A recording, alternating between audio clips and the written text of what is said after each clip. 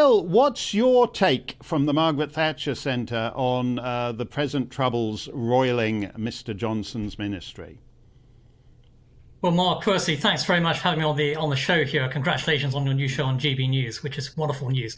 And with regard to Boris Johnson, in fact, I've just returned to Washington from London, and I met with a wide range of Conservative MPs, former ministers, current government officials, and so spoke to a wide spectrum of people within the Conservative Party in the upper echelons of the party.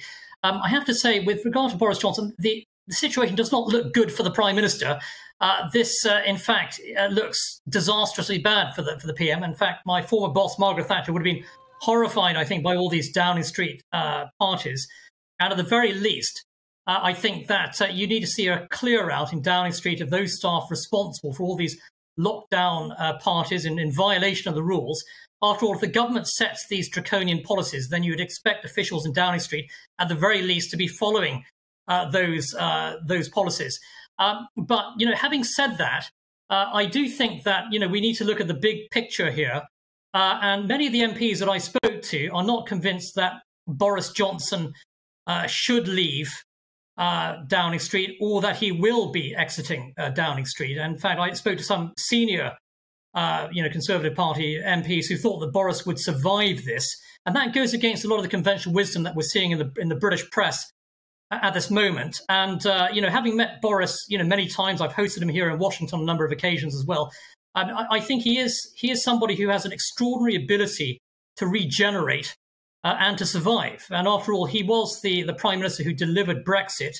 And I think many of the Conservative Party fear that if Boris goes, the entire Brexit project may be imperiled. It could open the way for a return to power eventually of the far left Labour Party and the Scottish Nationalists as well, in some kind of coalition who would destroy Brexit. So, there are many big picture issues here behind the scenes. I'm not convinced that Boris is going to be forced out of this. But we have the May local elections coming up. They could be catastrophic for the Conservatives. That could completely change the dynamics here. So a lot of unknowns here. But I would also mention, Mark, that if you look at Boris, yes, please go ahead, Mark. Sorry. No, you continue. You continue. Carry on. Yeah, Mark, what was your final thought? My final thought is that if you look at Boris Johnson's track record so far as Prime Minister, it's very mixed. And I would say that if he stays as Prime Minister, he has to govern as a Conservative Prime Minister.